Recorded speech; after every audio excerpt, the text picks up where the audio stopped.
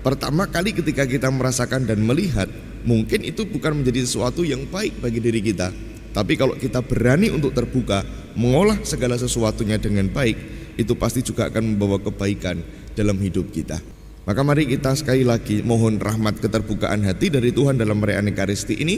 Semoga diri kita semakin terbuka akan cahaya Allah yang juga tinggal dalam diri kita, dan juga dalam diri setiap orang, dan juga dalam diri setiap ciptaan Allah. Kasih dan kesetiaan akan bertemu, keadilan dan damai sejahtera akan berpelukan. Dalam nama Bapa dan Putra dan Roh Kudus, amin. Tuhan sertamu. Selamat pagi, berkah dalam. Kita siapkan hati kita untuk merayakan perayaan Ekaristi pada pagi hari ini. Kita hening sejenak, kita siapkan hati dan budi kita. Marilah berdoa. Allah Bapa yang Maha Mulia, dalam perayaan kudus ini Engkau hadir di tengah-tengah kami. Berkenanlah mengambil selubung yang menutup hati kami akan sabda-Mu, dan mampukanlah kami mengalami kuasa kehadiran-Mu. Dengan pengantaraan Yesus Kristus Putra-Mu Tuhan kami, yang bersama dengan Dikau dalam persatuan Roh Kudus hidup dan berkuasa, Allah sepanjang segala masa. Amin. Allah membuat terangnya bercahaya dalam hati kita, supaya kita beroleh terang dari pengetahuan tentang kemuliaan Allah. Pembacaan dari surat kedua Rasul Paulus kepada jemaat di Korintus. Saudara-saudara, memang benar, setiap kali orang-orang Israel membaca kitab Musa, ada selubung yang menutup hati mereka sampai pada hari ini. Tetapi apabila hati seorang berbalik kepada Tuhan, maka selubung itu diambil daripadanya. Sebab Tuhan adalah roh, dan di mana ada roh Allah, di situ ada kemerdekaan. Dan dengan muka yang tidak terselubung, kita semua mencerminkan kemuliaan Allah. Dan karena kemuliaan itu datang dari Tuhan yang adalah roh, maka kita diubah menjadi serupa dengan gambar-Nya dalam kemuliaan yang semakin besar. Oleh kemurahan Allah, kami telah menerima pelayanan ini. Karena itu, kami tidak tawar hati. Jika Injil yang kami wartakan masih tetap tertutup, maka hanya tertutup untuk mereka yang akan binasa, yaitu orang yang tidak percaya, yang pikirannya telah dibutakan oleh ilah zaman ini, sehingga mereka tidak melihat cahaya Injil tentang kemuliaan Kristus, yang tidak lain adalah gambaran Allah sendiri. Sebab yang kami wartakan bukan diri kami sendiri. Yang kami wartakan adalah Yesus Kristus sebagai Tuhan, dan kami sendiri sebagai hamba-Mu karena kehendak Yesus. Sebab Allah yang telah bersabda, "Dari dalam gelap akan terbit terang," Dialah juga yang membuat terangnya bercahaya dalam hati kita, supaya kita beroleh terang dari pengetahuan tentang kemuliaan Allah yang nampak pada wajah Kristus. Demikianlah sabda Tuhan. Syukur kepada Allah. Kemuliaan Tuhan diam di negeri kita. Kemuliaan Tuhan diam di negeri kita. Aku ingin mendengar apa yang hendak difirmankan Allah. Bukankah Ia hendak berbicara tentang damai kepada umat-Nya dan kepada orang-orang yang dikasihinya? Sungguh, keselamatan dari Tuhan dekat pada orang-orang yang takwa, dan kemuliaan-Nya diam di negeri kita. Kemuliaan Tuhan diam di negeri kita. Kasih dan kesetiaan akan bertemu, keadilan dan damai sejahtera akan berpelukan. Kesetiaan akan tumbuh dari bumi, dan keadilan akan merunduk dari langit. kemuliaan Tuhan diam di negeri kita. Haleluya, haleluya, haleluya, haleluya, haleluya, haleluya. Perintah baru kuberikan pada kalian, sabda Tuhan, yaitu supaya kalian saling mengasihi sebagaimana aku telah mengasihi kalian. Haleluya, haleluya, haleluya. Tuhan sertamu. Inilah Injil Yesus Kristus menurut Matius. Dalam khotbah di bukit berkatalah Yesus, "Jika hidup keagamaanmu tidak lebih benar daripada hidup keagamaan para ahli Taurat dan orang-orang Farisi, kalian tidak akan masuk ke dalam kerajaan surga. Kalian telah mendengar apa yang disabdakan pada nenek moyang kita, jangan membunuh, siapa yang membunuh harus dihukum. Tetapi aku berkata kepadamu, setiap orang yang marah terhadap saudaranya harus dihukum. Barang siapa berkata kepada saudaranya kafir, harus dihadapkan ke mahkamah agama.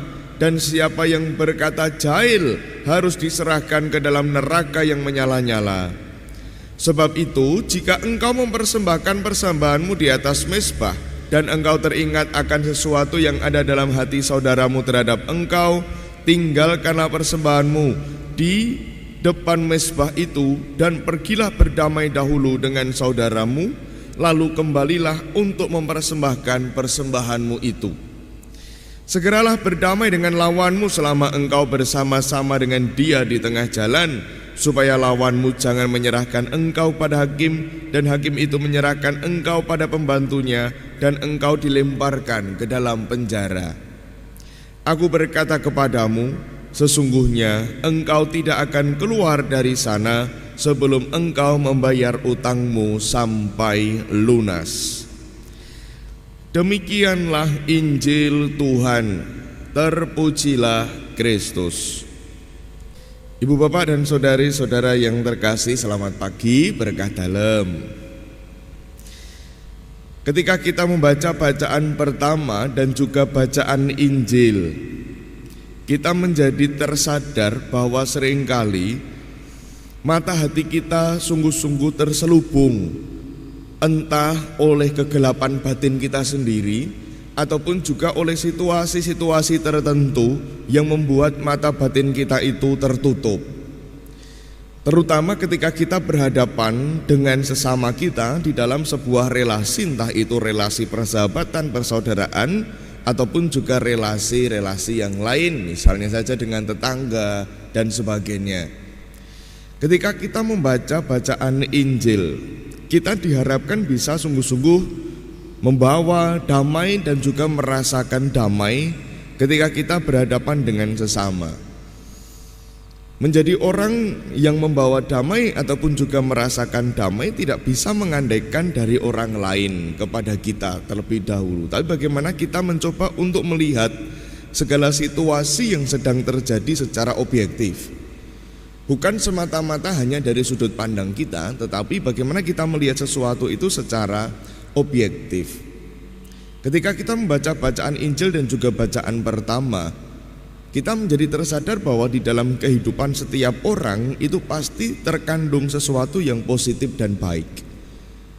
Tidak semua orang yang kita hadapi atau kita jumpai, bahkan ketika kita mengalami sesuatu yang buruk bersama dengan orang itu, maksud dari seseorang itu kepada diri kita itu lalu semata-mata adalah sesuatu yang buruk pada diri kita. Tetapi ada sesuatu yang positif yang juga pasti ada di dalam hati orang itu. Meskipun menurut diri kita kadangkala ketika orang itu menyampaikan apa yang dia perbuat, atau mungkin apa yang dia pikirkan, atau mungkin apa yang dia katakan, itu menjadi sesuatu yang menurut kita mungkin keliru. Tetapi itulah cara yang orang itu bisa untuk menyampaikan.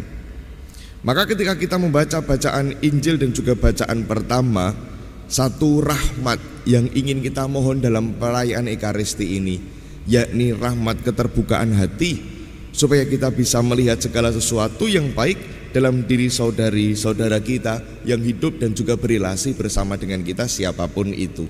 Baik itu dekat dengan kita maupun itu rumahnya jauh dengan kita, baik itu saudara kita sendiri, keluarga kita sendiri. Karena seringkali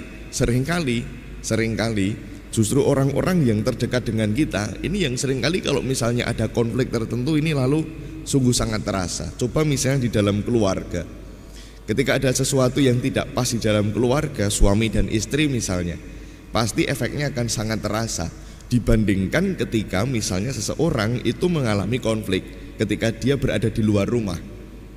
Ketika berada di luar rumah ketemu dengan orang, kemudian dia kembali ke rumah, orang ini tidak lalu bisa setiap hari atau setiap waktu dihadapi, tapi orang-orang yang ada di dalam rumah.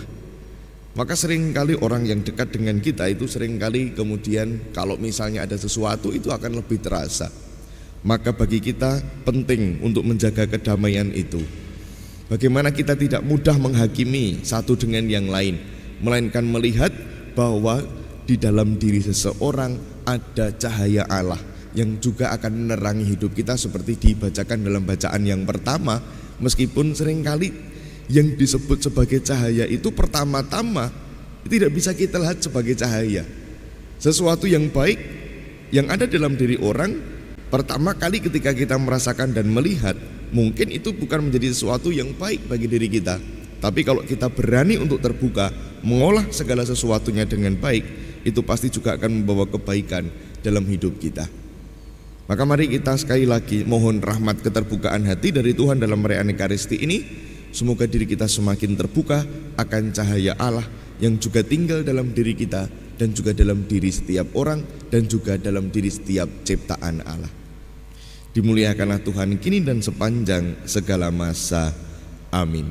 Marilah berdoa. Allah Bapa Maha Kudus, Engkau telah menyucikan kami dalam perjamuan ini. Semoga kesucian ini tidak hanya kami hayati di dalam doa dan peribadatan, namun mampu kami wujudkan dalam kehidupan nyata, agar kelak kami layak masuk dalam kerajaan-Mu yang abadi, dengan pengantaraan Kristus Tuhan kami. Amin. Ibu bapak dan saudari-saudaraku, terima kasih kebersamaan kita dalam perayaan Ekaristi pagi ini.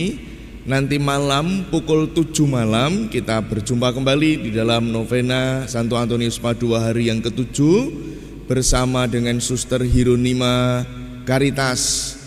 Sekali lagi nanti malam jam 7 malam kita akan berjumpa kembali dalam novena Santo Antonius Padua hari yang ke-7 bersama dengan Suster Hieronima Caritas. Dan mari kita tutup perayaan Ekaristi ini dengan memohon berkat Tuhan. Tuhan sertamu. Kita semua sanak saudara kita yang kita bawa dalam doa, keluarga kita dan komunitas kita senantiasa dibimbing, dilindungi dan diberkati oleh Allah yang Maha Kuasa, Bapa dan Putra dan Roh Kudus. Amin. Dengan ini perayaan Ekaristi kita telah selesai. Mari kita pergi, kita diutus. Amin.